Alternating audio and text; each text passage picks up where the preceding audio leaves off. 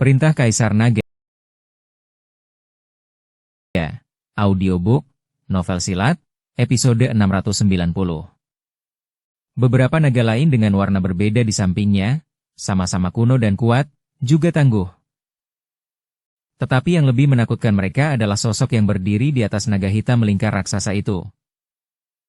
Berbalut jubah hijau, tinggi dan tegak, dengan wajah dingin dan tegas, matanya setenang kolam kuno yang tak berubah, namun begitu dalam sehingga seolah mampu menelan semua cahaya.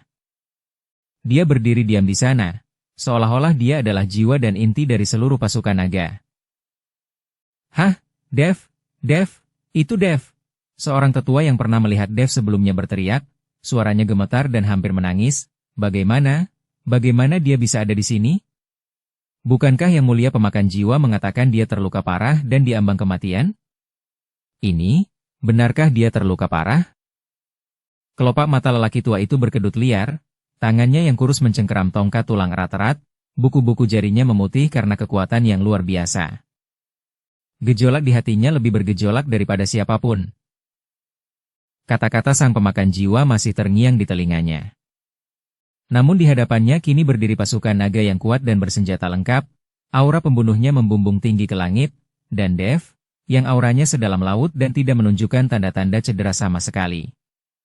Itu bagaikan tamparan keras di wajahnya, tamparan keras di atas nasib sekte jahat surgawi. Sialan, apa-apaan ini? Pria tua itu menahan rasa takut dan keinginan untuk mengutuk. Kemudian, ia meraung, suaranya diperkuat oleh energi iblis, mencoba meningkatkan semangat, hanya sekelompok cacing dan seorang junior bocah sombong. Dengan formasi jiwa segudang sekte jahat surgawi yang masih utuh, bahkan jika ia seorang yang mulia surgawi, ia tidak akan mudah menerobos. Bentuk formasi, bersiaplah untuk menghadapi musuh. Sebelum kata-katanya selesai, Dev di langit telah bergerak. Ia bahkan tidak melirik penghalang roh-roh pendendam yang tampak kokoh, juga tidak mengindahkan teriakan tetua tulang jahat.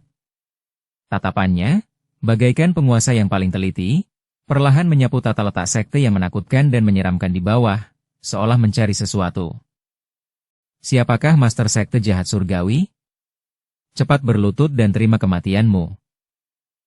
Dev akhirnya berbicara, suaranya tidak keras, namun anehnya menembus penghalang susunan dan jarak ruang, jelas mencapai telinga setiap kultivator sekte jahat surgawi yang siap bertempur, membawa kualitas yang mengerikan. Lalu di mana penjahat pemakan jiwa? Apakah bersembunyi di balik bayangan, terlalu malu untuk menunjukkan diri? Mengirim semut menuju kematian sementara kau meringkuk seperti kura-kura. Apakah ini caramu? Suara Dev dipenuhi dengan nada meremehkan. Sudah lama ia tidak merasa seluar biasa ini. Sebelumnya, ia selalu diburu dan dipukuli. Ia akan dipukuli setengah mati sebelum seseorang menyelamatkannya. Tapi sekarang, ia tidak membutuhkan itu lagi. Ia memiliki pasukan klan naga ini, tak terkalahkan di surga ke-9. Sekte jahat surgawi macam apa? Iblis pemakan jiwa macam apa? Di mata Dev, mereka semua hanyalah sampah. Ia akan memimpin pasukan klan naga langsung ke surga ke-36. Dipanggil langsung oleh Dev, dan dengan nada menghina dan meremehkan yang begitu terang-terangan, tetua tulang jahat itu langsung murka. Ia belum pernah mengalami penghinaan seperti itu sebelumnya. Terutama di sektenya sendiri, di depan begitu banyak murid. Palalu, Dev, dasar bocah nakal. Hentikan kesombonganmu. Tongkat tulang putih milik tetua tulang jahat menghantam ke udara, mengirimkan riak cahaya abu-abu kehitaman. Kau masuk tanpa izin ke tanah suci sekteku, melontarkan kata-kata liar. Apa kau benar-benar berpikir sekte jahat surgawiku terbuat dari tanah liat? Mundurlah segera, dan aku, sang master sekte, bisa berpura-pura ini tidak pernah terjadi. Kalau tidak, hari ini aku akan memastikan kau dan gerombolan cacingmu musnah, jiwamu hancur, menjadi makanan baru bagi tebing tandu 10.000 tulangku. Apa? Mundur dan pergi? Hehehe. Senyum tipis namun dingin melengkung di bibir Dev, seolah-olah ia telah mendengar sesuatu yang menggelikan. Dengan cangkang kura-kura rapuhmu dan makhluk-makhluk caca di dalamnya? Ia tak membuang kata lagi, hanya mengangkat tangan kanannya dan melambaikannya pelan ke bawah. Angin puyuh tua, hancurkan formasinya. Aum, serahkan padaku. Aku sudah dari tadi ingin menyingkirkan perisai sialan ini. Angin puyuh tua mengeluarkan raungan memekakan telinga karena kegembiraan yang luar biasa. Gelombang suara menghantam perisai roh pendendam dengan kekuatan yang luar biasa, menyebabkan riak-riak dahsyat. Tubuhnya yang besar dan seperti gunung melengkung tajam. Tubuhnya memancarkan cahaya gelap, kekuatan penghancur menyatu dalam wujudnya, ratusan kekuatan naga berkumpul di atasnya. Lalu, seperti anak panah yang dilepaskan dari busurnya, atau gunung iblis kuno yang runtuh, membawa momentum luar biasa yang mampu menghancurkan segalanya, angin puyuh tua menghantam bagian tertebal dari perisai roh pendendam abu-abu hitam itu. Perlindungan 10.000 jiwa. Pantulan yang melahap jiwa. Ekspresi tetua tulang jahat berubah drastis. Ia tak berani lengah sedetik pun, dengan panik mengaktifkan tongkat tulang putih di tangannya, mengarahkan kekuatan seluruh formasi untuk berkumpul di satu titik. Pada saat yang sama, selusin tetua dewa abadi di belakangnya juga bertindak serentak, menyuntikkan energi iblis murni mereka ke dalam formasi. Wus! Di perisai roh pendendam, wajah-wajah terdistorsi yang tak terhitung jumlahnya tampak hidup, memancarkan lolongan yang lebih melengking dan menyakitkan. Kebencian yang pekat hampir berubah menjadi cairan hitam yang mengalir di permukaan perisai. Sebuah kekuatan korosif yang menargetkan jiwa dan kekuatan tandingan yang kuat bersatu, berhadapan langsung dengan hantaman angin puyuh hitam. Pada saat ini, hati semua kultivator sekte jahat surgawi terasa tercekat. Blaar! Dunia kehilangan warnanya, matahari dan bulan kehilangan cahayanya. Kepala naga angin puyuh tua bertabrakan dengan kuat dengan perisai roh pendendam, yang berisi kekuatan seluruh sekte jahat surgawi. Raungan yang tak terlukiskan tiba-tiba meledak. Gelombang suara yang mengerikan menyebar melingkar ke segala arah, mengguncang pegunungan di sekitar tebing 10.000 tulang, menyebabkan serpihan batu dan debu tulang yang tak terhitung jumlahnya terkelupas dari dinding tebing.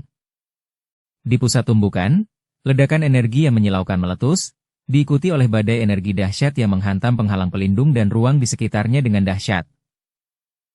Krek, kerak, suara gemertak gigi, seperti pecahan kaca, jelas terdengar oleh setiap kultivator sekte jahat surgawi yang menatap tajam ke titik tumbukan. Di tengah tatapan putus asa dari tetua tulang jahat dan semua tetua serta murid, kebanggaan dan kegembiraan mereka, formasi jiwa segudang, yang mereka yakini dapat menahan kekuatan penuh dewa abadi surgawi tingkat 5, melihat retakan seperti jaring laba-laba langsung menyebar di penghalang pelindung tebal, berpusat di titik tumbukan, menutupi hampir seluruh area yang terlihat. Cahaya dari penghalang meredup dengan cepat, dan wajah-wajah ratapan roh-roh pendendam di atasnya meleleh seperti salju di bawah matahari.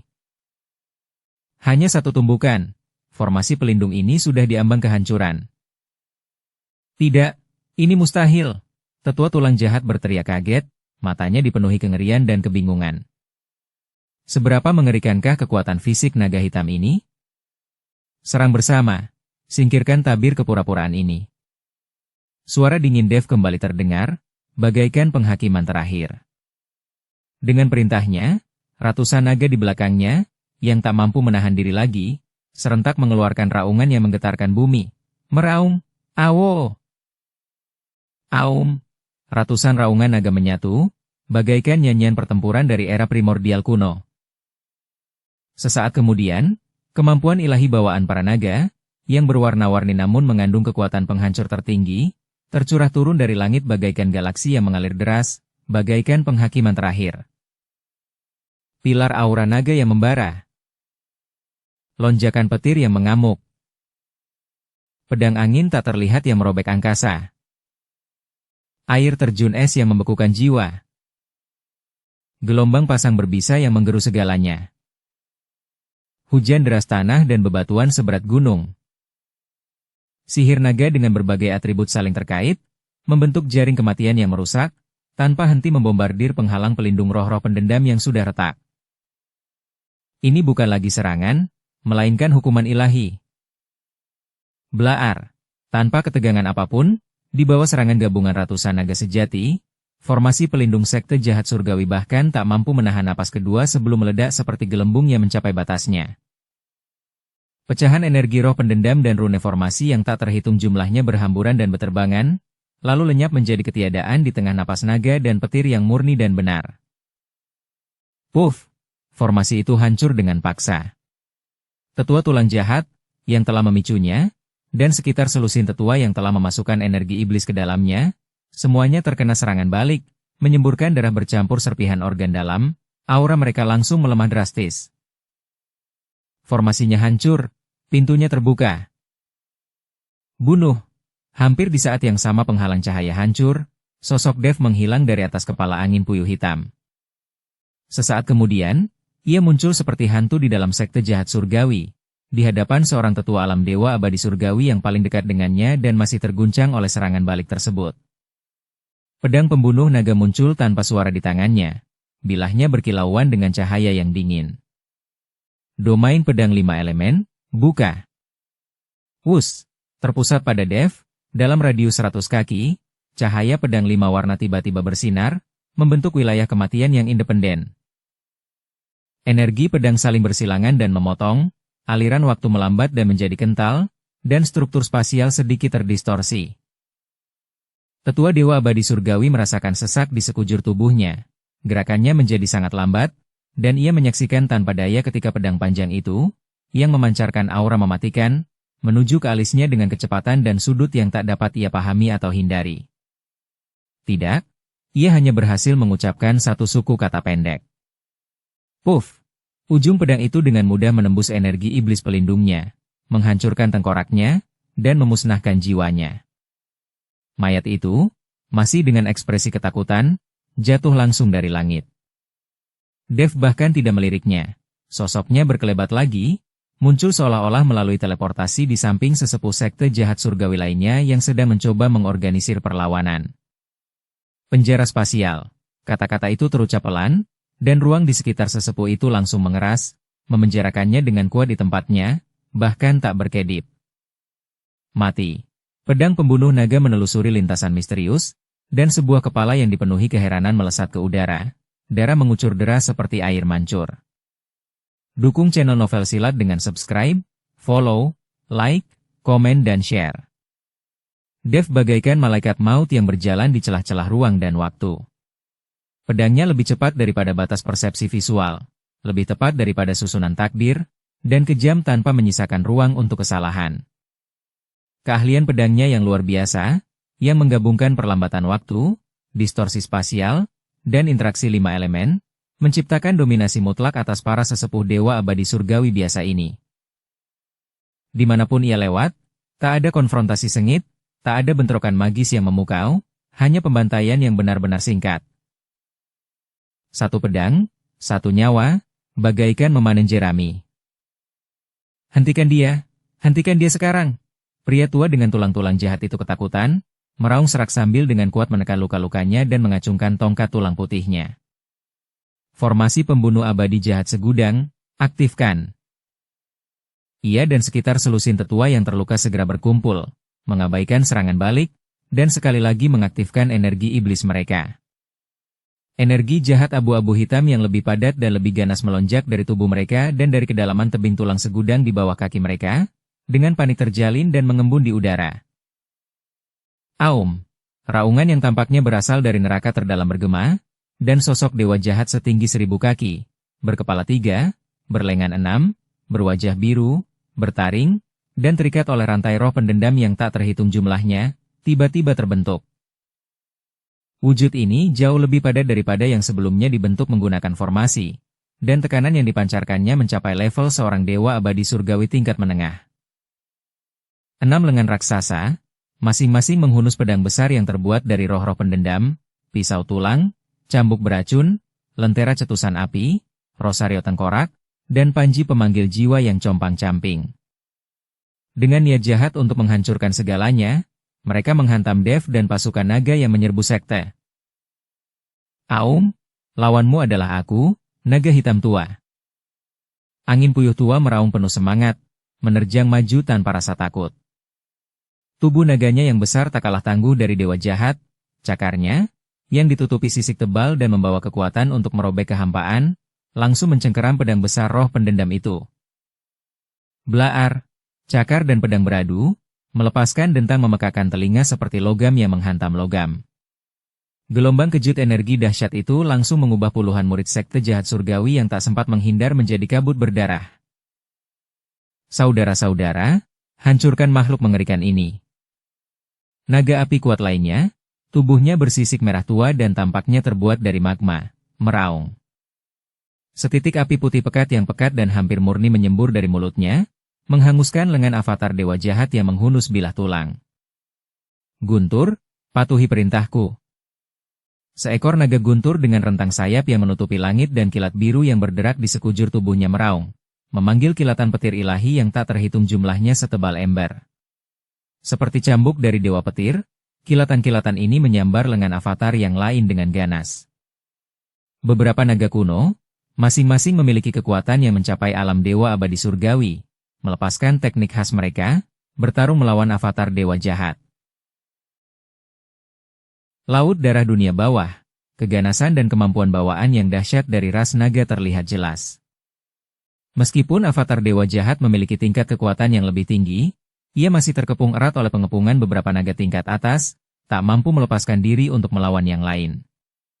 Sementara itu, naga-naga lainnya, bagaikan harimau di antara domba, menyerbu ke dalam barisan kacau para murid sekte jahat surgawi, yang telah kehilangan formasi pelindung mereka. Pertempuran langsung memasuki fase paling brutal dan berdarah. Naga hitam, naga melingkar, dan naga bumi yang kuat secara fisik, di antara yang lainnya, berdiri di garis depan. Mereka mencabik-cabik tubuh musuh dengan cakar mereka, menyapu medan perang dengan ekor mereka, dan menahan serangan sihir liar dengan tubuh mereka yang tangguh, bagaikan benteng bergerak yang tak tertembus, dengan gegabah menginjak-injak barisan sekte jahat surgawi. Para naga, yang ahli dalam serangan elemen, mengikuti di belakang, melepaskan amarah mereka tanpa henti. Di mana aura naga berlalu, bumi hangus tetap ada, di mana petir menyambar, abu pun lenyap menjadi abu, di mana gelombang es menyapu, patung-patung es berdiri tegak, di mana badai mengamuk, tak ada jejak mayat yang tersisa. Raungan naga, ledakan, jeritan, retakan tulang, runtuhnya bangunan, semuanya terjalin menciptakan simfoni kematian yang berdarah dan dahsyat. Meskipun para murid sekte jahat surgawi sangat ganas, dalam hal kekuatan individu, semangat juang, dan terutama bakat ras, mereka jauh lebih rendah daripada pasukan naga pendendam di bawah komando terpadu Dev. Selain itu, para tetua tingkat tinggi mereka disingkirkan satu persatu oleh Dev seperti memotong sayuran, dan andalan terbesar mereka, avatar Dharma Dewa Jahat, juga terikat erat. Kekalahan itu cepat dan menghancurkan. Kepanikan menyebar seperti wabah di antara para murid sekte jahat surgawi. Beberapa mencoba melawan, tetapi langsung ditelan oleh aura naga. Yang lain mencoba melarikan diri, tetapi mendapati jalan mundur mereka terhalang oleh naga angin dan naga awan yang sangat lincah. Banyak lagi yang diremukan tanpa ampun dalam keputusasaan. Darah menodai tebing tulang pucat, membentuk aliran yang mengalir menuruni dinding curam, mewarnai miasma di bawahnya dengan warna merah samar. Bau darah yang sangat menyengat bahkan sempat mengalahkan aura jahat dan mematikan berusia ribuan tahun yang telah terkumpul di sini. Sosok Dev terus berkelebat di medan perang. Tujuannya jelas, memprioritaskan melenyapkan para tetua di alam dewa abadi surgawi dan membongkar struktur komando sekte jahat surgawi. Di bawah pedang pembunuh naga, tak seorang pun dapat menahan satu pukulan pun. Penguasaan hukumnya semakin terasa.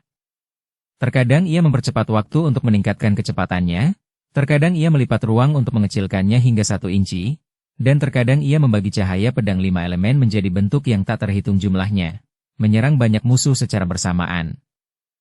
Tetua tulang jahat menyaksikan para elit sekte dibantai dengan sakit hati. Inilah semua kekayaan yang telah ia kumpulkan dengan susah payah. Ia dengan panik mengaktifkan avatar dewa jahatnya, mencoba membalikan keadaan pertempuran, tetapi angin puyuh hitam dan para naga kuno bekerja sama dengan mulus, serangan dan pertahanan mereka selaras sempurna, menahannya. Mereka bahkan perlahan-lahan menguasai, menyebabkan avatar dewa jahat meredupkan cahayanya dan menjadi tidak stabil. Yang mulia surgawi pemakan jiwa. Tuan pemakan jiwa, berapa lama kau akan berdiri di sana? Jika kau tidak segera keluar, kami semua akan binasa di sini. Rencanamu akan sia-sia. Tetua tulang jahat meraung putus asa dan dendam. Suaranya dipenuhi keengganan dan sedikit pengkhianatan. Ia tahu bahwa yang mulia pemakan jiwa pasti ada di dekat sini, atau setidaknya secercah akal sehatnya melekat di tempat ini. Kalau tidak, mustahil baginya untuk menyampaikan berita tentang cedera serius Dev sebelumnya secara akurat. Seolah menanggapi panggilannya, aura dingin dan jahat, yang membawa kekuatan dahsyat yang menggerogoti jiwa, tiba-tiba memancar dari bagian terdalam tebing 10.000 tulang. Aura ini diam-diam menyebar dari bawah altar yang terbuat dari tengkorak yang tak terhitung jumlahnya dan dipenuhi energi paling jahat.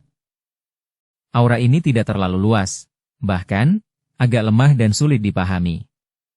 Namun, esensinya sangat tinggi, membawa tekanan unik dari hukum seorang dewa abadi surgawi.